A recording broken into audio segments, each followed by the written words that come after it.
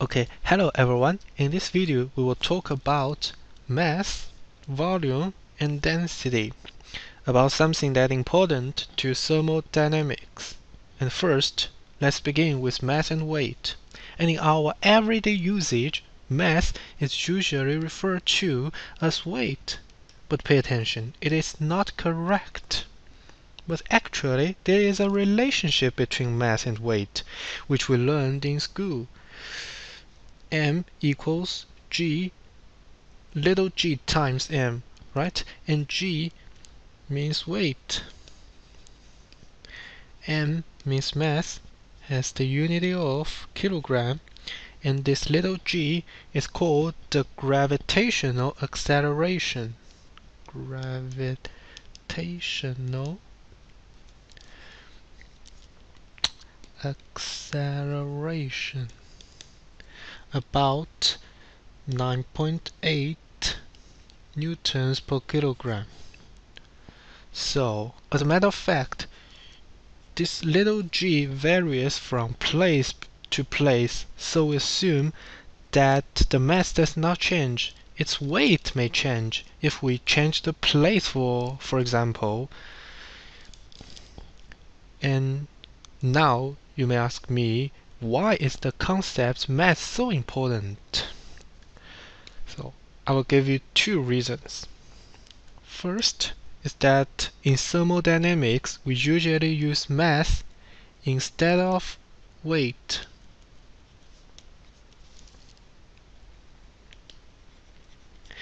And the second is also the most important, is that we will obtain a very important law, and I write down the name of this law here. You may have heard about it for several times. Conservation of mass. And there is no conservation of weight, pay attention. Okay, and by the way, I don't want to write the equation here. We will discuss it later in other chapter. It is so important, this law is so important that I will spend more time dealing with this law. But however, I want to introduce you what this law states.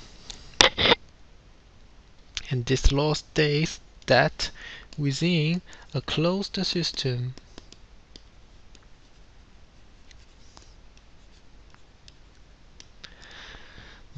the mass remains constant, does not change.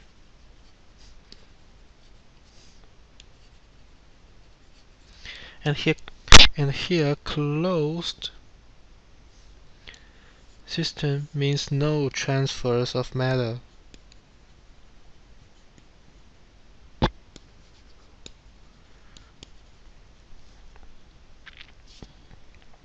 Okay, remember the conservation of mass, this law.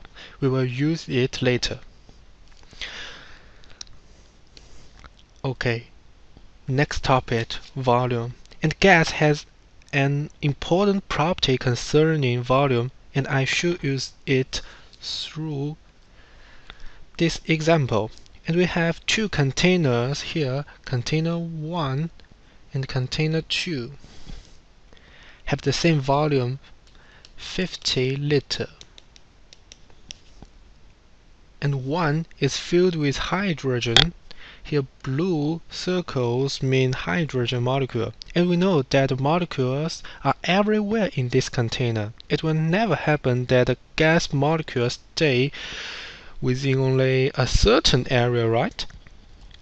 And for the second container, it's filled with helium, and red means helium molecule, and the same everywhere in container.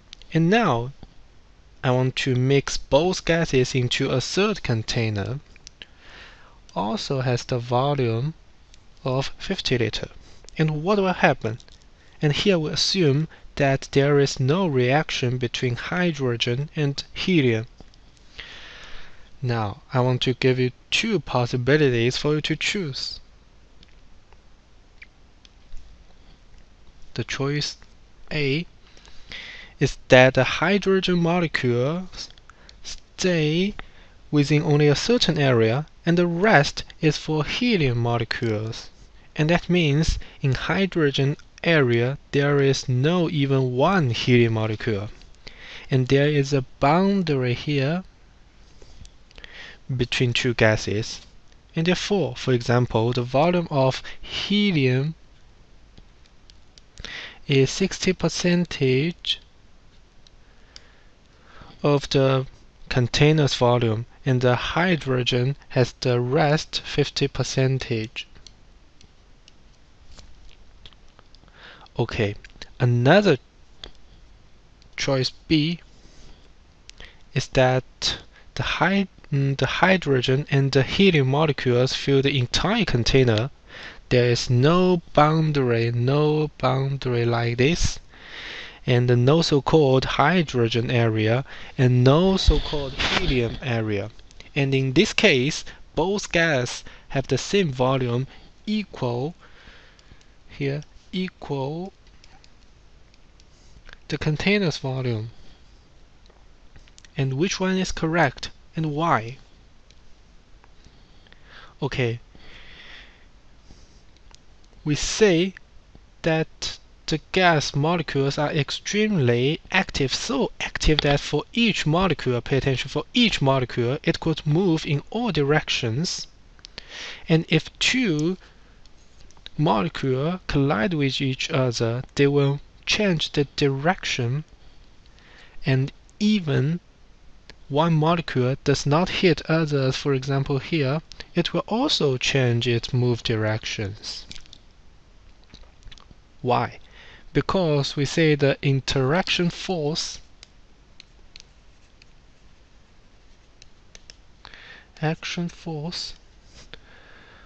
for gas is so weak that nothing can hold a molecule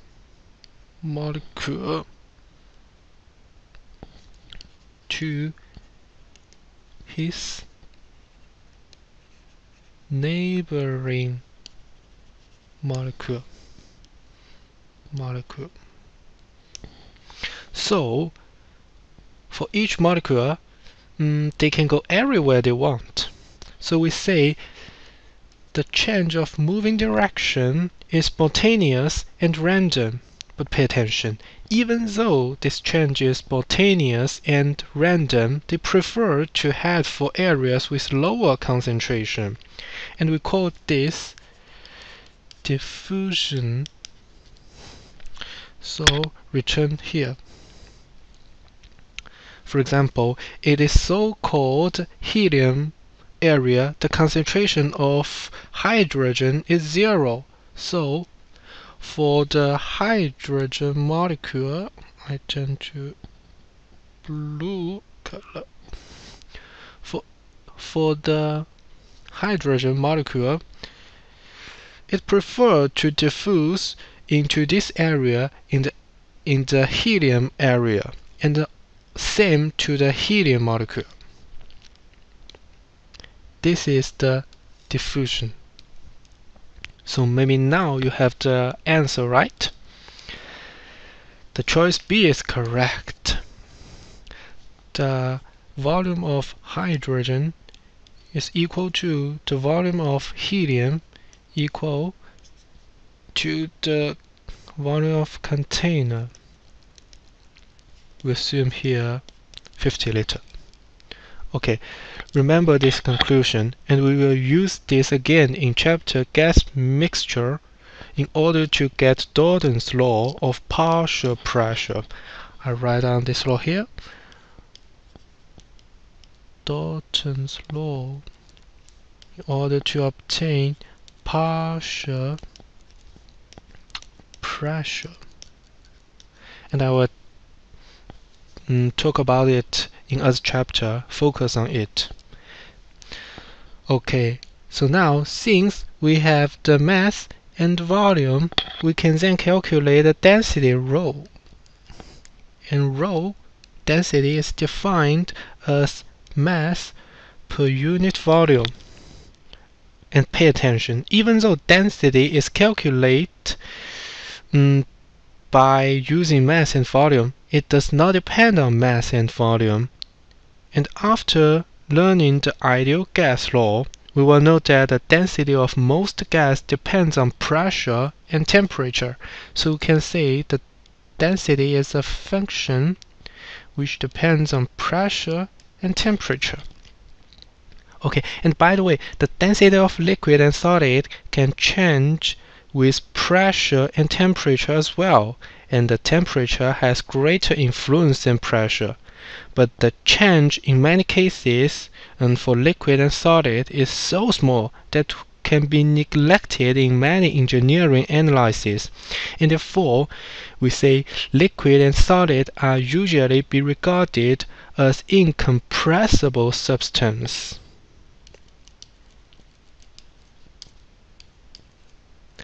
Solid, incompressible substance, and gas, on the other hand, strongly depends on pressure and temperature. And we say gas is compressible. Okay. And the example discussed above could help us to understand the density more clearly. This example, I hope you can also remember it. We have the mass of hydrogen, and we have the mass of helium here.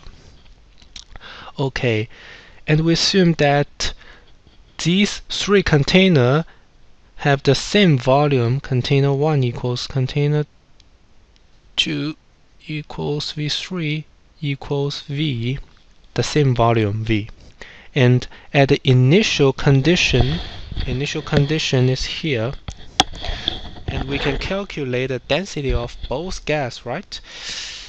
So the density of hydrogen is equal to the mass of hydrogen over volume, the same for the helium, equal to the mass of helium over V. Okay, so the problem is that I want to calculate the density of mixture. And how can I calculate it after we mix both gas? And according to the conservation of mass, we can calculate the mass of mixture here. Mass of mixture is equal to the mass of hydrogen plus the mass of helium, right? And if we want to calculate the density of mixture, the mixture is defined as the mass of mixture over V, right? Here also over V. So we can find something interesting now.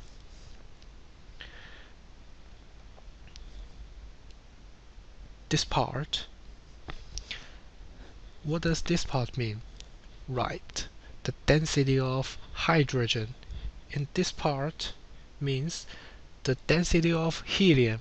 So now we can rewrite this equation in this way. The density of mixture is equal to the density of hydrogen plus the density of helium.